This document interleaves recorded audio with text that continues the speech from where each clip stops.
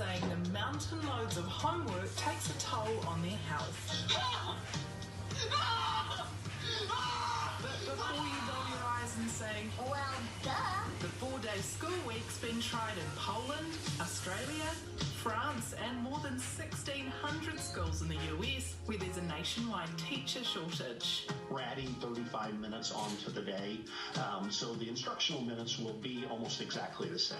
The number of teacher applications that we've received have gone up more than fourfold.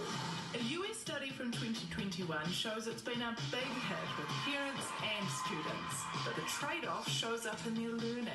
On average, we see some small to medium negative effects on student test scores. Here in Aotearoa, the Ministry of Education says even if there's a mood for change, it's already set the amount of days schools must operate for next year. So, will the kids get what they want, or is it just an impossible dream? Well, joining us is Auckland student Sasha Jamieson, who wrote an article about this very idea. And Sasha, Chris Hipkins is here. Would you like to pitch the idea of a 4-day week to him?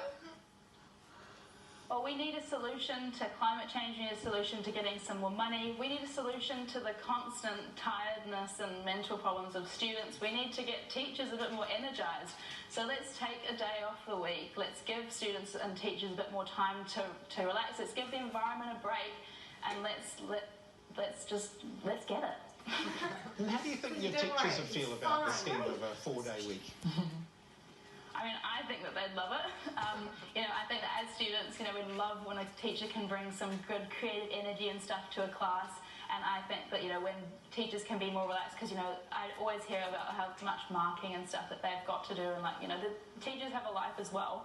And so, yeah, giving them a bit more time to, rest, to have time when they don't have to get up in the morning and, get ready to come to school and teach classes of crazy kids all day, then that would mean that they can be more switched on and they can actually enjoy their job a bit more as well.